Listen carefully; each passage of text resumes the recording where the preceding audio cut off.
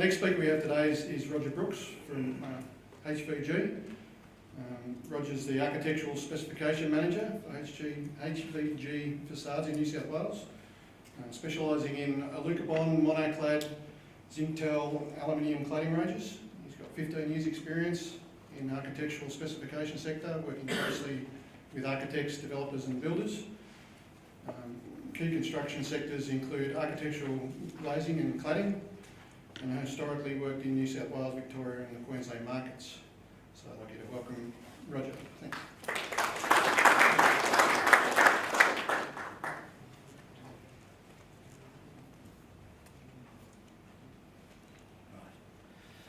Good afternoon. Thanks very much for attending. Thanks very much for the invitation to present.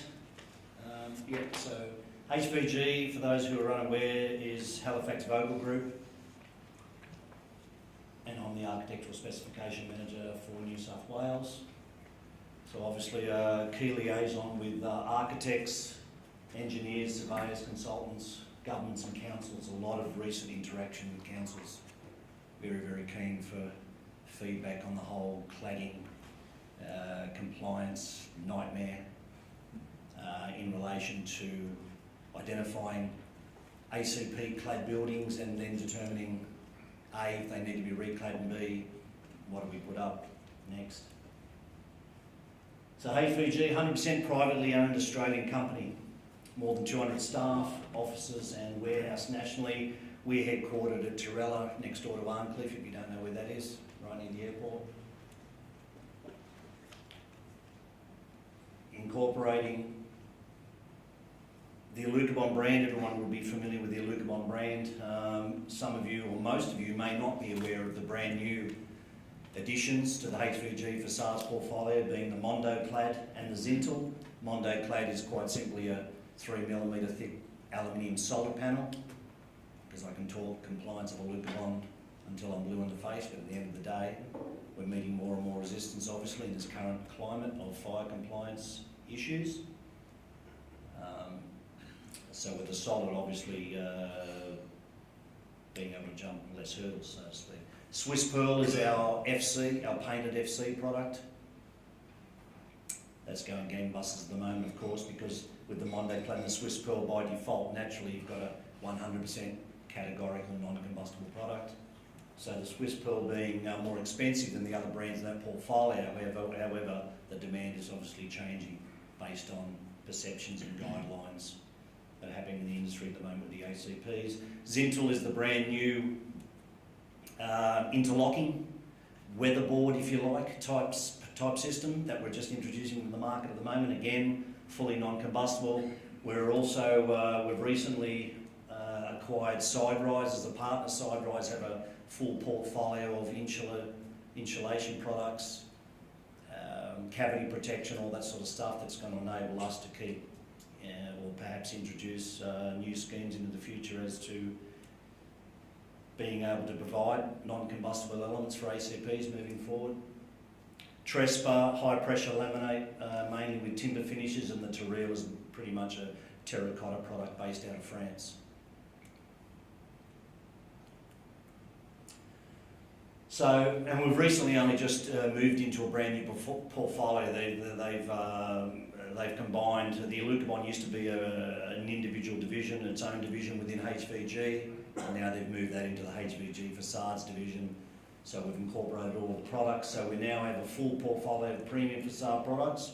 We trade internationally. We've got non-combustible and high performance options,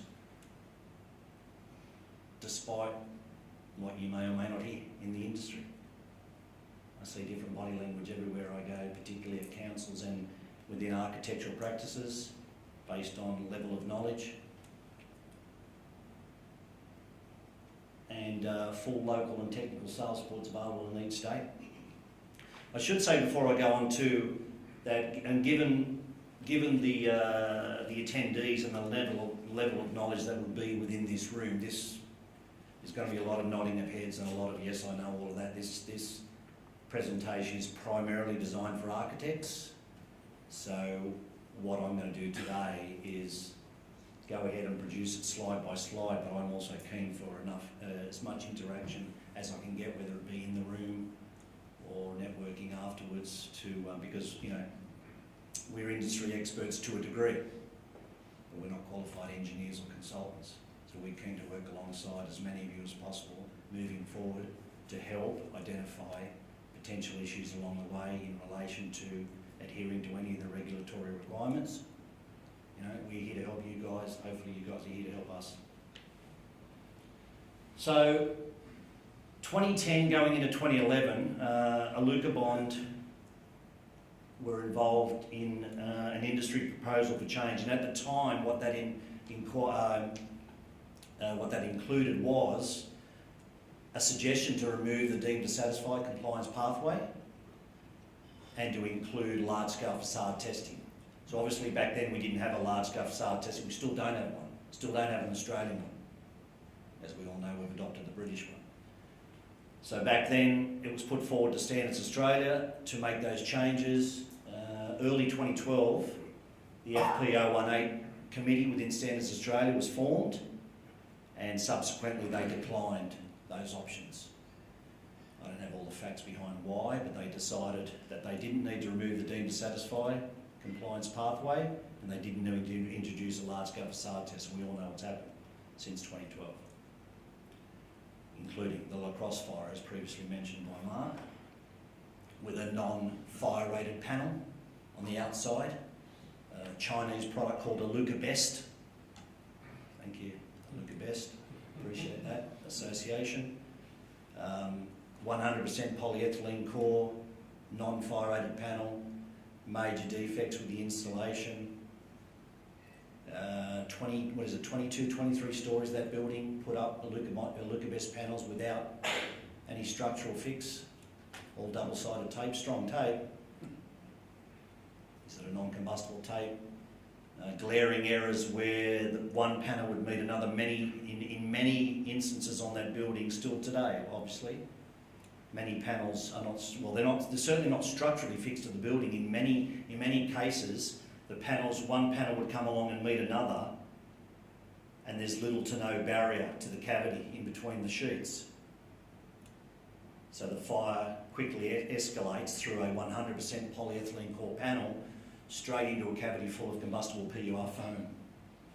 Result, what did it go up? 14 stories in almost as many minutes, and down. Fires travel downwards as well, I believe, with the PE. And basically the sprinkler system saved people in that building. And I'm also led to believe that more sprinklers were activated per square metre than what they are normally designed to do. Something like 3 or 4 times the amount of sprinklers were activated on that night than that would normally happen. Who knows if the designed amount of sprinklers only were activated, who knows what the result would have been, I don't know. It's still a dangerous situation nonetheless. And so obviously the Grenfell Tower fire, again, non-fire rated panels, a French product called Renabond. The list of defaults in terms of regulations not being followed and the way that the retrofit was installed were just as long as this room. Very, very sad event in terms of what was going on during the retrofit and the fact that the tenants were unaware. And so fast forward to 2018, March 12, 2018, along comes NCC Amendment 1. Why not 2019? Well, of course, the NCC isn't updated until next May. I think there'll be a draft earlier on in 2019, but officially it won't be updated until May 1, 2019. So the industry says fire compliance issues regarding ACPs is far too important. We're not waiting until 2019. Let's draft an amendment right now. I only mentioned that. There are plenty of architects say, why is it 2016? Why is it not current? Well, that's why. That's why it's an amendment.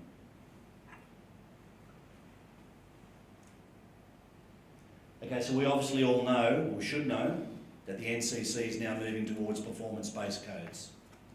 Strong intention to move away from DTS, deemed to satisfy. So CP2, again, this is mainly designed for architects. Every architect, are there any, there's no architects in the room. Are there any, every architect that I speak to and I present to, and certainly the council as well, are completely unaware of what these performance requirements actually are. So I tell them that when you see a compliance document, and in our case a code mark certificate, because we are a performance solution product, when that CP2 performance requirement is referenced, that means that during the test conducted on those panels, it didn't contribute to the spread of flame. Pretty important.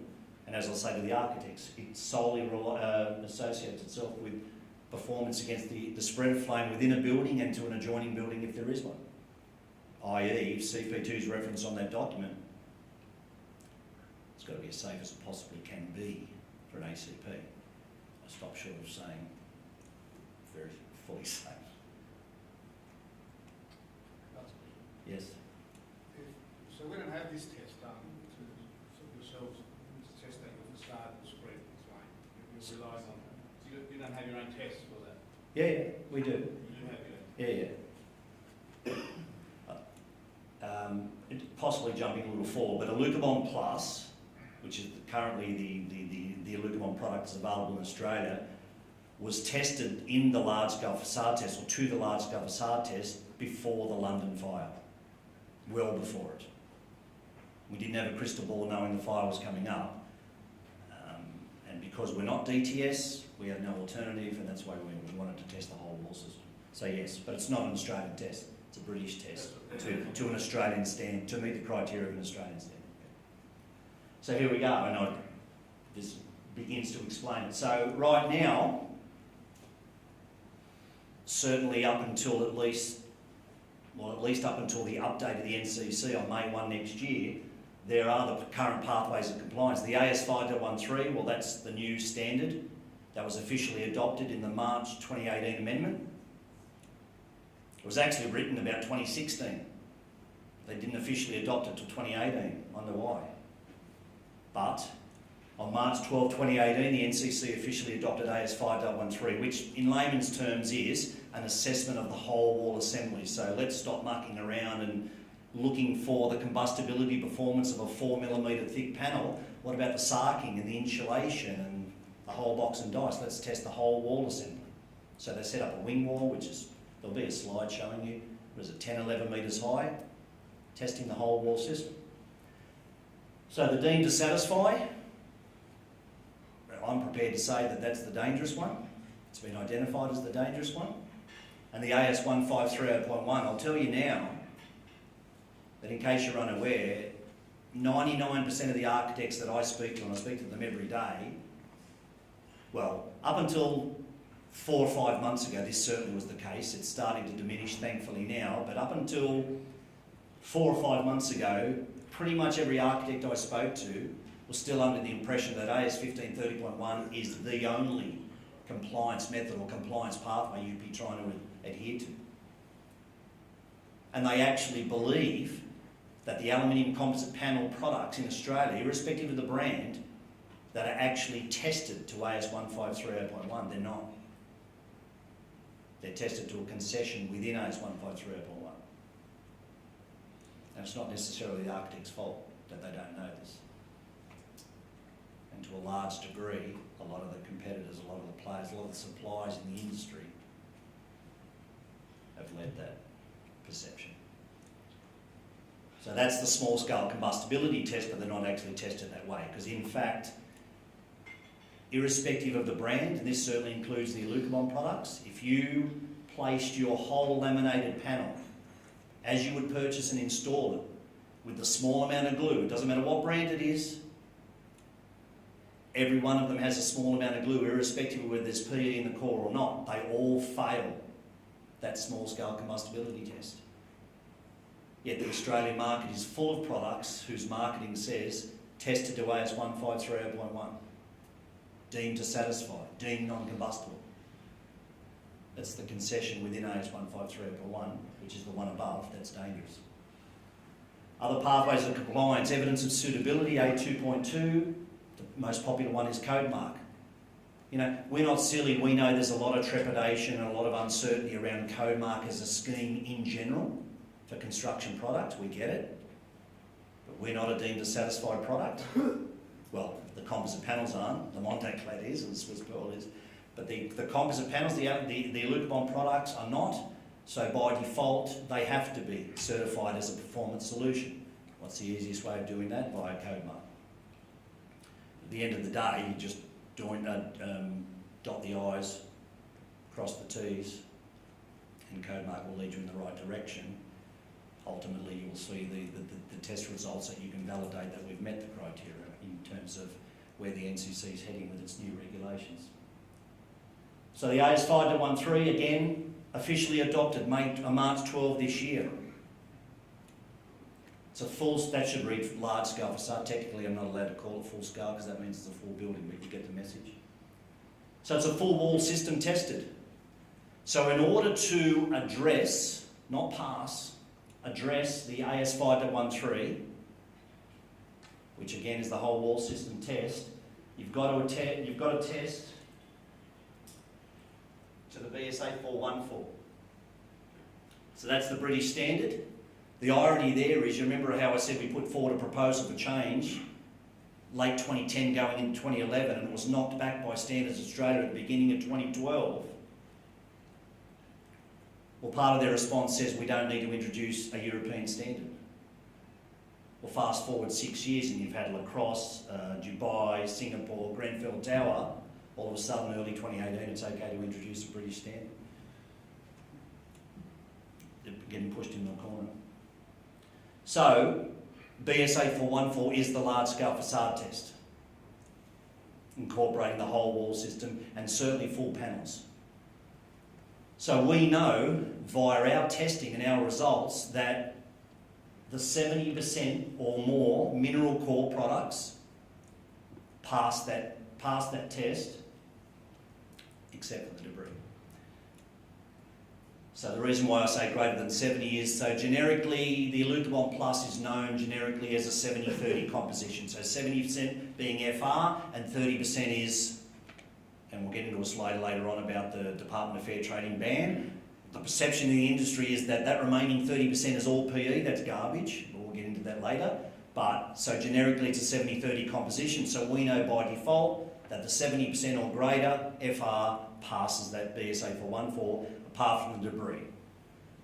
So you would probably all aware that with the adoption of that AS5.13 large-scale facade test, being a whole wall assembly, incorporated into that is a 2 kilogram debris criteria.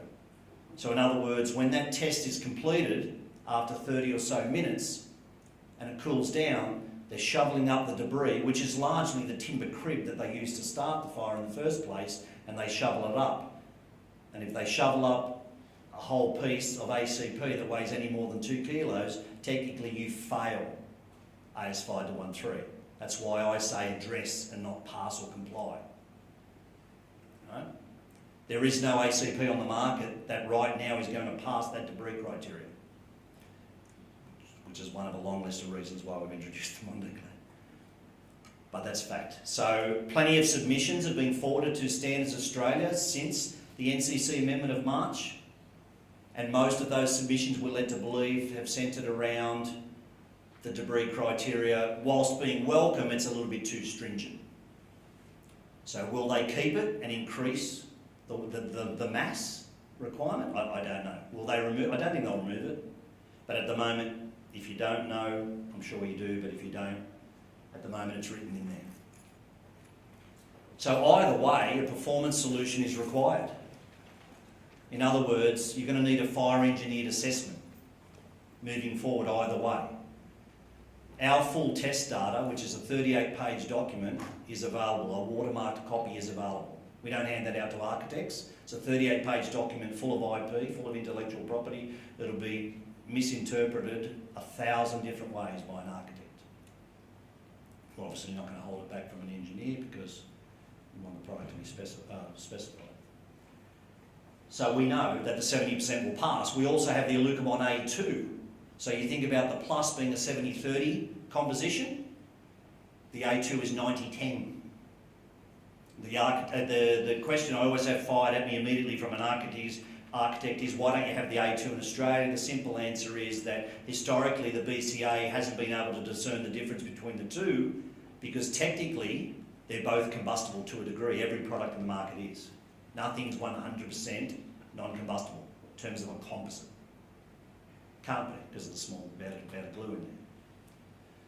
So because they couldn't discern the difference and they couldn't call one non-combustible and one combustible, with the A2 being around about $20 a square metre more, we weren't prepared to bring in a product that's $20 a square metre more and have the BCA say, hey, all you ACP guys, all you brands, you all represent the same or similar value. And we've got a major price disadvantage. That's the simple reason why the A2 historically hasn't been available.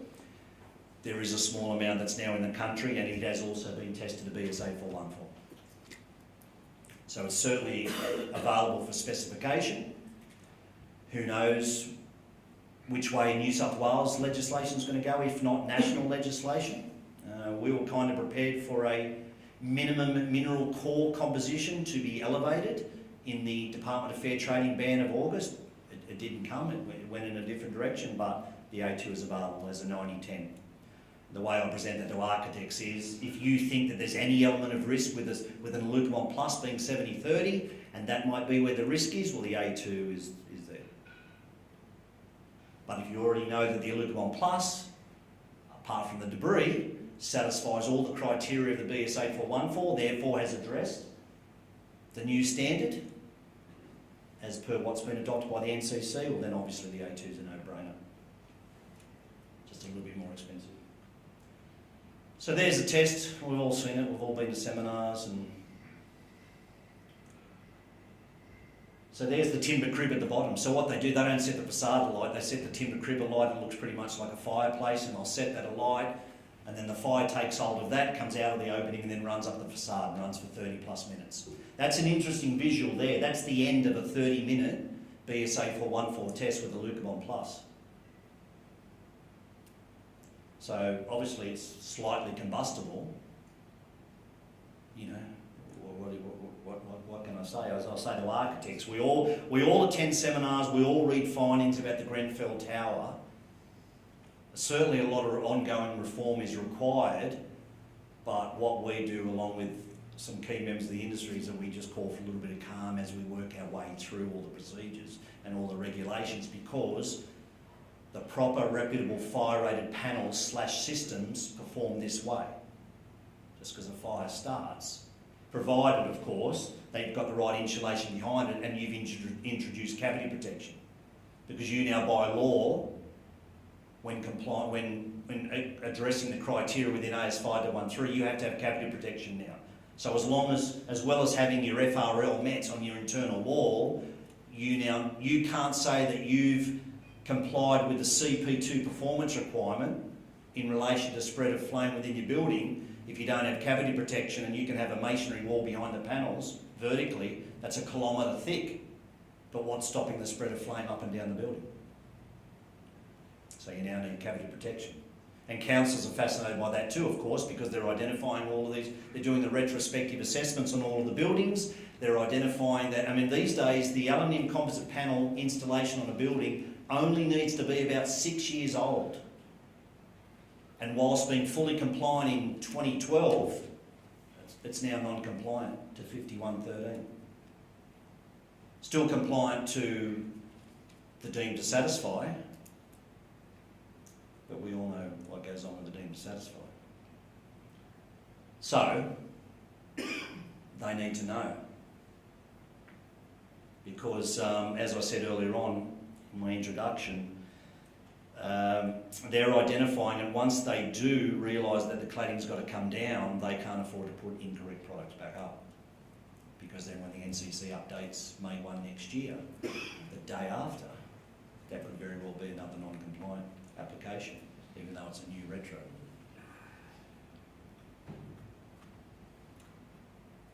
So this is, and again, most of you are probably aware of it, if you're not, I can certainly tell you that this is the stumbling block at architectural practices. This is the one.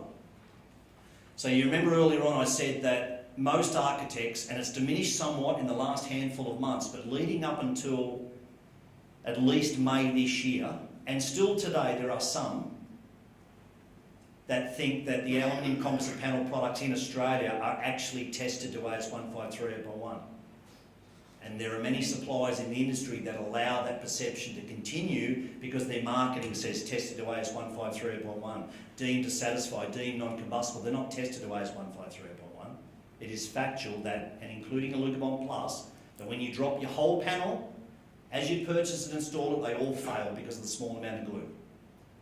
So the architects say to me, well, why then am I being told by a supplier or anyone in the industry, and sadly some consultants tell them this,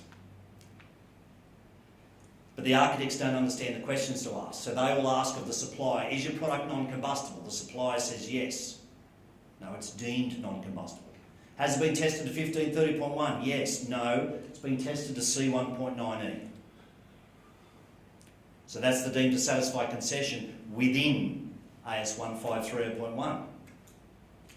And the body language I see in these architectural practices is astounding, because you can see them all. And they whisper to each other, and sometimes I call them out and I playfully, just amusingly say to them, you look like someone who's been specifying product A, B and C for the last X amount of years, and they say, yeah, we didn't know. So, of course, the deemed to satisfy concession means that supplier A, B, C takes their products along to the CSIRO, they strip all the layers down of the product, they remove the glue, and then they test only the individual components. So in the case of, arguably, the go-to product since the Grenfell Tower, I refuse to mention its name, the perception now is that that's the product you should be using. No PE in the core, a little bit of aluminium in the core. Until recently, deemed to satisfy compliance pathway. No glue was ever used. Problem number one there is, you're not even testing a bonded or laminated product anymore. You're testing layers of a product and without the glue that holds them together. How is that representing what's going up on the real building?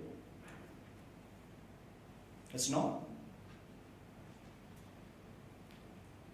So, the other big takeaway from the NCC amendment of March this year was the intention to remove the deemed to satisfy pathway. The 1530.1 will stay because it's not exclusive to ACPs, but the concession within it is. So as I say, it's somewhat diminished, that perception is somewhat diminished over the last handful of months because HVG, along with a couple of other suppliers, have continued the education, and it's been one hell of a dogfight, but we've broken it down. At the end of the day, it's just not safe. We have to agree on that. So it's been proposed to be moved. So right now, yeah, deemed to satisfy is still a compliance pathway.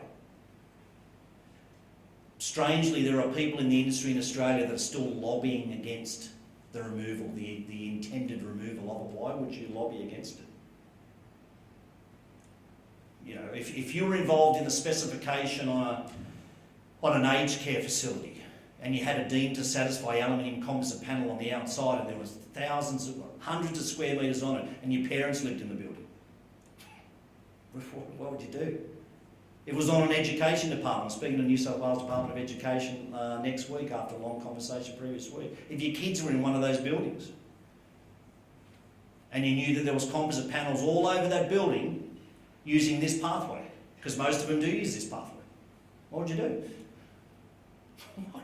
What would you do? And, you know, we've only recently acquired the new Mondoclad brand. 3mm thick solid aluminium panel, categorically non-combustible. It's not a composite, there's no glue in it. So you do dip it into that chamber in a small scale combustibility test and it passes, like any other solid aluminium would. But even prior to the introduction of the Mondoclad, I would say to architects, if I haven't been able to convince you and or I've convinced you, but you still have trepidation, because it is confusing for those, you know, they can't get their head around it quickly. If it still doesn't make total sense or you still feel uneasy, I would just simply say to them, we'll just remove composite panels off the project.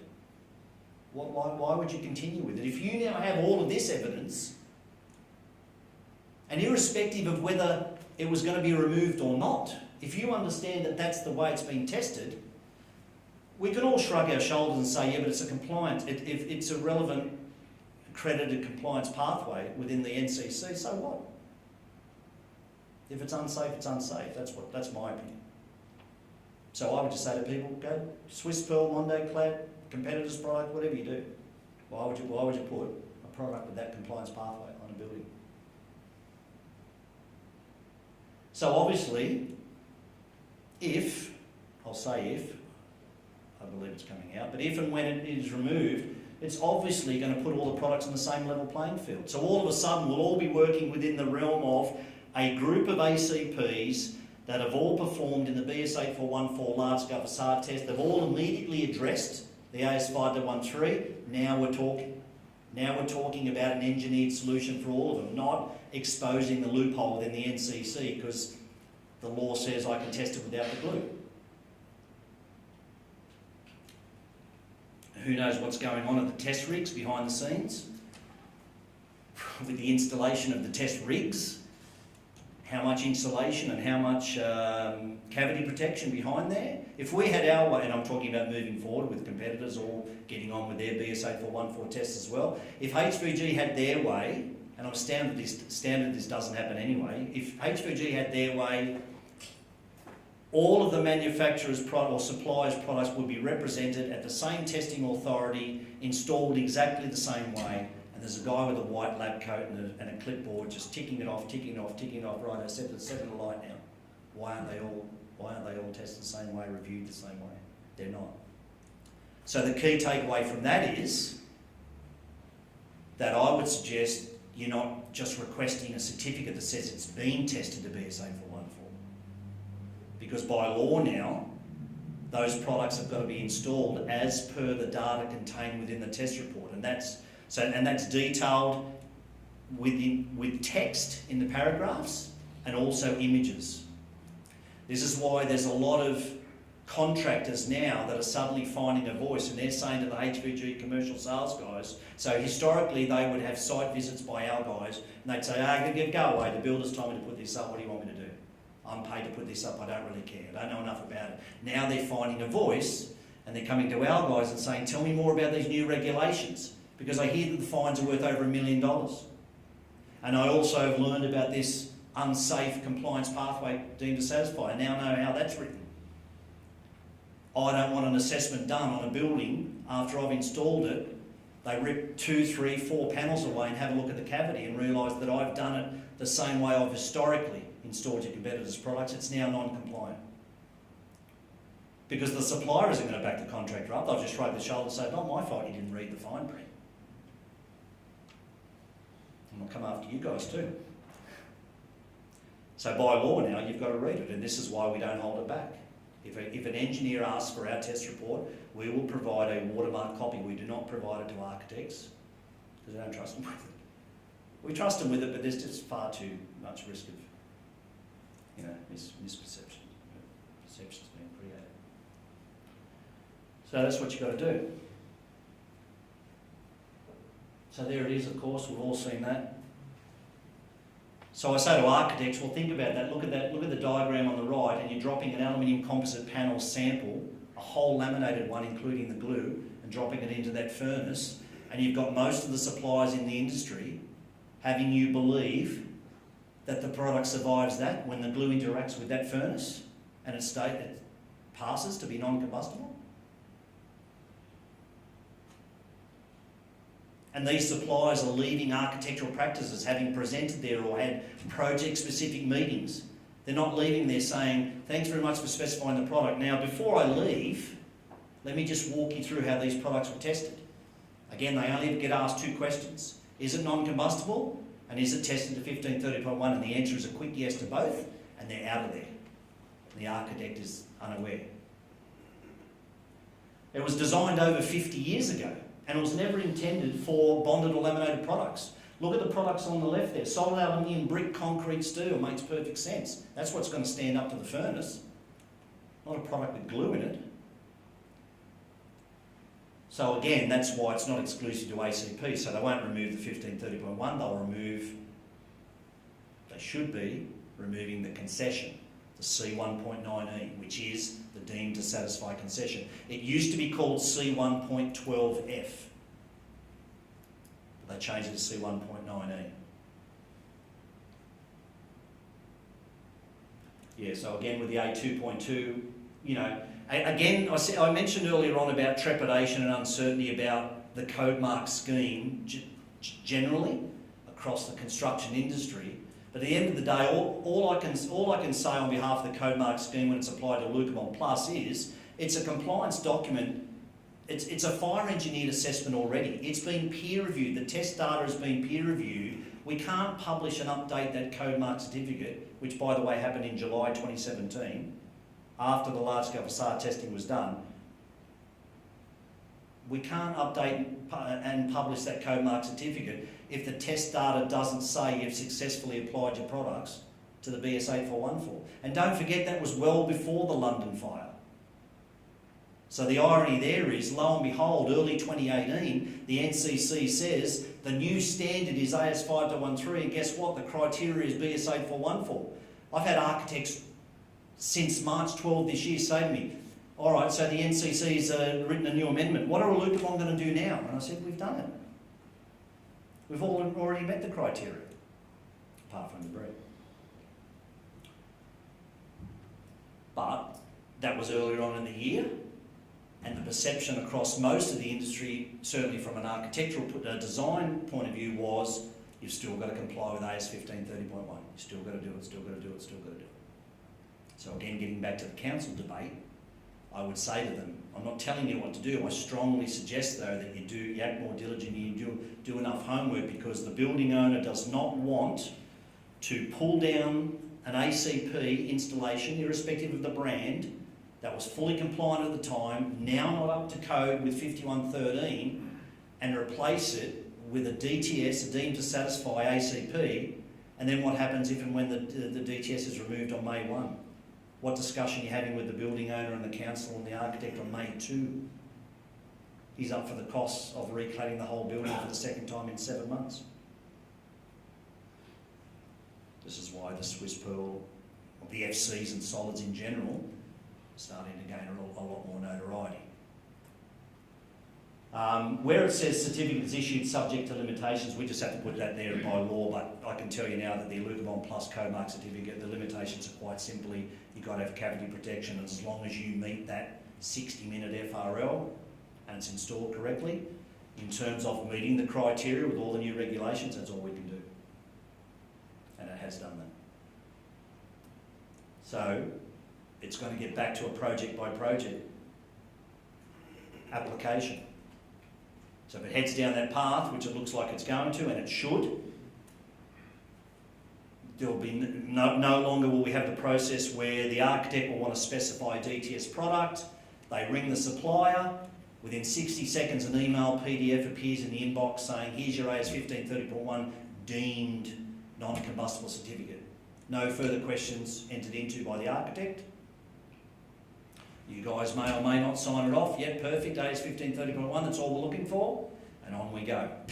And all of a sudden, we've got buildings of A and B construction, unrestricted, with products that most likely will be non-compliant, pending what's behind the wall.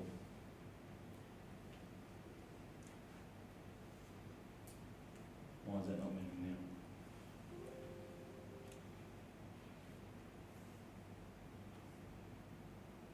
Or can you control it from there? Can I just ask a question? Yeah, If the glue is the weak link yeah, in all these panels, yeah. does that mean that all the buildings that have got facades where glue is being used are Mhm. compliant? There's certain, no, there won't be. It's working now. They're not non-compliant. Rightly or wrongly, you guys play the role there. The responsibility flicks to you guys, because then it's assumed, the suppliers will assume that you know that it's got a tiny amount of glue in it, and therefore you guys need to write the performance solution. So, you know, all we can do is manufacture or distribute a panel which has a small amount of glue in it. What we can't control is what cavity protection is being used, what fire suppression systems are there, what FRL is built into the wall. So you guys are qualified to say, that's there, that's there, that's there, that's there, that's going to work. And you could argue that if it's got a small amount of glue in it, then you shouldn't be using it. And again, there's another reason why the fibre cement products and the solids are starting to popularity. Just, when you talk about fire protection of these cavities, what's that detail? What's it? There's a number of different ways you can do it, but one of the more popular ones we're understanding is an intumescent, like an adhesive that might be fixed to a piece of galvanised mild steel, and they'll put that at the floor levels. So with the Lutebond Plus, I know that there's one competitor that's used it intermittently in between the floor levels at about every 300 or 400 mil. But our one is just at the floor levels, and so what happens, the way that that's detailed, or the way it works, is that you obviously can't completely close off the cavity because you still need ventilation, but the way that type of detail would work is if and when a fire takes hold and gets into the cavity, it reaches a certain temperature and that intumescent barrier immediately expands and closes off the cavity. And so it immediately mitigates any risk of going up and down the building. And provided you've met your fire resistance level on the vertical wall, then technically you then should have a system that is compartmentalised, so the fire guys turn up and fight a fire contained within the cavity of one floor. That's the way it's supposed to work. What about the lifespan of that product? Well, who knows? That's what I mean. And it's all about diligence and doing your homework. So we would typically say that's the most popular method that we're hearing that's being undertaken, certainly with the retros. A lot of the council ones, they're finding that, well, actually, the next slide is going into the Department of Fair Trade and ban. What I was going to just say now is that prior to that ban, engineers were required to go and do an assessment of a building that might have even had a 100% PE core panel, which now after the ban is it's coming down. I don't care what's behind the wall. Prior to that, an engineer had the ability to say, well, you've got a masonry wall behind it, everything else is in place, all I suggest you do is retrofit some cavity protection at the floor level. But they've all got to meet the FRLs, and they've got to go around windows and everything. Is it not part of your product? No. And you remember the brand I spoke about at the start, that side rise logo? That's why we've partnered with those. There's another company out at Wetherill Park who has a full portfolio of associated products. So what the contractors and builders would typically do is they would approach side rise in conjunction with us. We would make referrals, perhaps have joint meetings, and or we would say, go and see Dynamic Composite Technologies in Wetherill Park. And you would go there, a builder would go there and say, we're going to install some Lutebond Plus, here's the installation guidelines, this is the way we're going to put it up. As per AS 5113, we now need cavity protection, what are my options? That's the FRL we've got to meet, what are our options? And it's up to them then, because we're certainly not going to take on any responsibility with the fire performance of those singular products. From a manufacturer's point of view, they're the ones that have to do that, do their diligence with their own product, and that would complement. Yeah. I mean, ideally, yeah, HVG would love to have the full system, but who does? No one does. And again, I'll say it over and over again, sometimes these hurdles keep getting higher, or there's more of them, and people say, you know what, I'll pay another $10 a square metre and put some solid down. But I still say to architects, don't be complacent. If you're going to replace an ACP and go solid, don't be complacent and assume that that's going to be a Mickey Mouse fire protection source on the external face of your building, and you don't need to pay particular attention to what's behind there. Right? Still go with your diligence all along. All you really should be thinking of is, I'm going to look after the cavity and design and engineer that the same way. I've just now introduced a fully non-combustible element to the outside. That's, and that's got to add more potential, obviously. But we say don't stop there, because what if you've got a solid aluminium wall system going up on a commercial building, and you've got cowboys installing it, and they don't seal every third or fourth panel, and then there's an entry to get through to the cavity. Well, then now we're solely relying on the fire protection of the cavity. What's behind there? If it's not a masonry wall, So, mid-August 2018. So prior to mid-August, we knew that New South Wales was going to come up with something, because the Victorian Building Authority obviously issued their safety alert at the start of the year. Queensland introduced their own legislation. Was anyone present at the Safe Cladding and Buildings Conference earlier this year? The Queensland Senator was there, and late on day 2 of his presentation was to deliver the findings that enabled Queensland to introduce their new legislation, and he was sticking his chest out and saying Queensland's leading the way. And one of the main takeaways, or one of the main processes that they introduced, was to ban all PE core panels. So obviously there's some reputable panels in the market, including Alucobond, that have a tiny amount of PE in them. So one of the audience members succinctly asked, well, what do you mean, 1% PE or 100% PE? Surely it's 100% PE. And he said, he started a bit and he said, no, it doesn't matter what content of PE there is in it. And there was a huge murmur that went through the room. And you could see that there was some dissension in the room, and he addressed the lectern again. He said, bear in mind, we've done our due diligence in Queensland. We have identified that there's at least one product out there that doesn't even have PE in the core. And we should all know what that product is. I'm not going to mention the name. And so one of the audience members yelled out without a microphone, that's the product that burns. That's the product that's exposed the loophole within the BCA at the time the most. That's the product that's represented in the market as tested to AS15331. And historically, up until recently, has only ever used the compliance pathway. The point I'm making there is that, you know, despite having the NCC, the National Construction Code, and one set of rules, each state has its own independent legislation, and there's 1,000 different perceptions as you move from state to state. So obviously New South Wales at some point are going to introduce their own. So as of mid-April, they're saying that any panel in the market that has polyethylene in the core, if it's any greater than 30% by mass, it's banned. The VBA says they've got a list of products. They're not banned. They need to go through the Building Appeals Board before you can go ahead and finish off the spec and get a construction certificate. The perception down there is that those products are banned. They're not, but in New South Wales it's a ban. So you remember before I said to you that generically speaking, Alucobond Plus is known as a 70-30 composition. So the perception there, and perhaps we should have done more in the past to, you know, disclose the details behind that so that people knew what that 30% was, but the perception amongst many is that that whole remaining 30% is PE. It's not.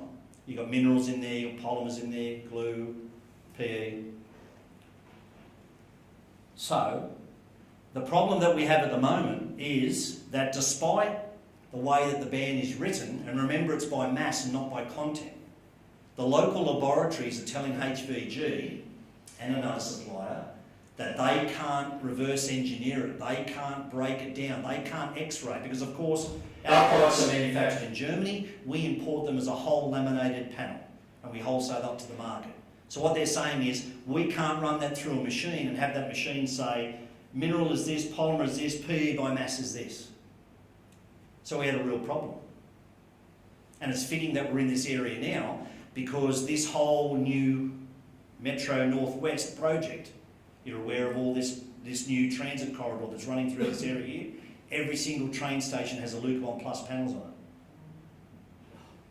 And shortly after that ban in mid-August, I was contacted by the consortium to say we're putting a halt on it. We're 50% of the way through the project. We're putting a halt on it until you prove this. I'll try and speed this up. So we were waiting for the labs. 2 or 3 weeks went by. In the end, our hand was forced. We went to a local laboratory and said, run this through your machine, your device. We want an FR by content. Not by mass, by content. So focusing on the FR rather than the PE, we have a report that says it's 71.85% FR by content. So what we're saying to engineers, and we have no alternative because the local labs say they can't reverse engineer it, we say that even if the ban says it was by content and not mass, the worst it can be is 28.15%. So it passes anyway. But PE actually weighs a lot less than the mineral filler. So the PE content by mass in an Alucobond Plus panel is well below 30. We just don't know what it is right now because the labs say we can't do it. But it's categorically not banned by the New South Wales Department of Fair Trading. Can't the manufacturers provide that percentage for it? They can, and that's a really good question. We're on the verge of obtaining a document and we are going to submit that to the regulatory authorities because the way the ban is written is it says it must be from a locally a NADA approved testing authority. So that's another hurdle. So if you read between the lines, I think we're going to say, well, here's the data, here's what the European test says. They're tested the same way, don't know. But, you know, it was a difficult set of circumstances, it still is, to a degree. So it's less, there it is, I've just said it all.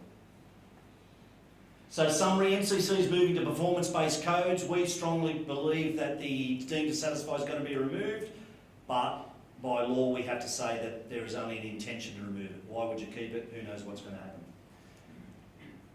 So it's a positive start, obviously, finally with the introduction of the large-scale facade testing. So we're testing products as they're purchased and installed.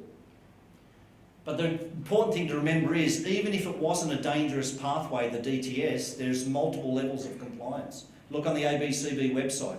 Code mark appears at number 1 at the top, because at the end of the day, it's a fire engineered assessment. The code mark document is founded on results from a large-scale facade test, not a small-scale combustibility test.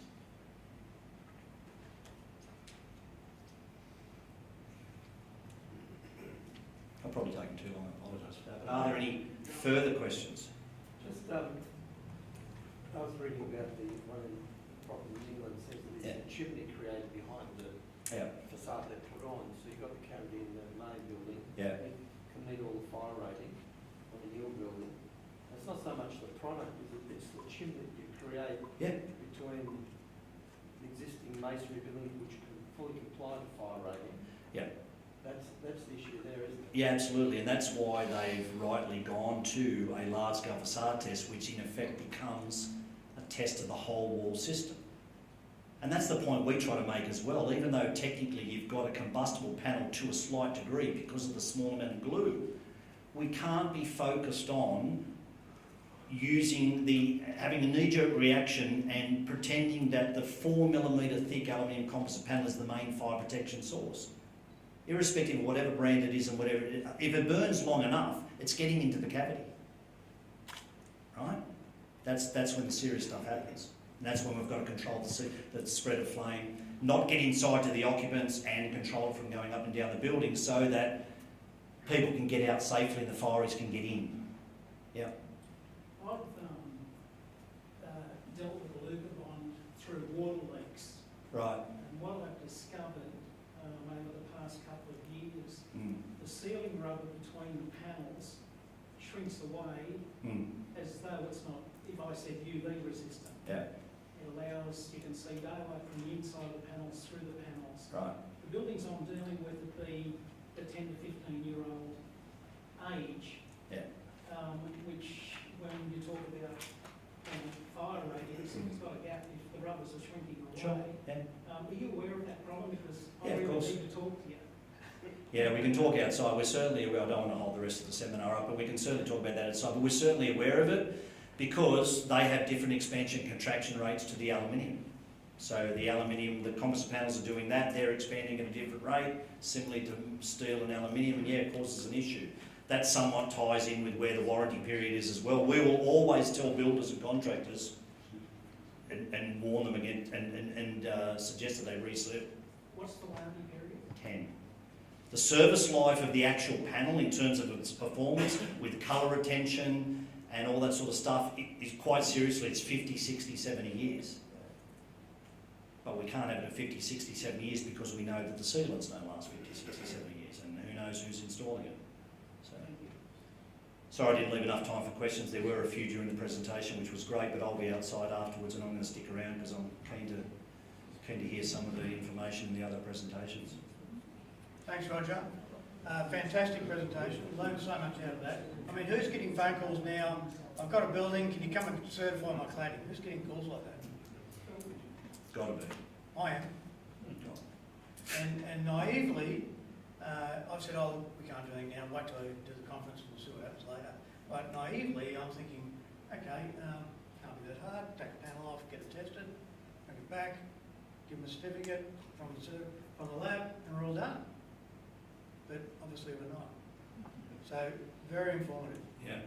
Yeah, one Right. job where some Chinese builders building a duplex used all inferior products, and that was this product on the exterior that we requested said you have to remove and test it, which is what you were talking about. Yeah, yeah. And the Alucobond Plus is one of the most probably the most identifiable, because there is an inkjet stamp on the back, because the back plate is just mill finish, it's not coated. There's an inkjet stamp that says Alucobond Plus, the colour, the number of the colour, and the date of manufacturer. You only have to rip one down. But as the important thing is with council, with recladding, that's the big issue now, recladding. The building owners do not want, or should be trying to avoid, they need to be made aware, and then they need to try and avoid, when they're identifying what needs to be recladded, what they're going to use for recladding, there's a very, very real risk of them putting on a DTS product which may very well become non-compliant after May 1 next year. They don't want to be recladding their building twice in 7, 8, 9 months. And then the insurance guys play a role in that as well. But I'll be outside if you need me, I've got cards too. So. Well, thanks, Roger. My Yes, pleasure. a certificate of appreciation. Thank you very much. Thank you very much.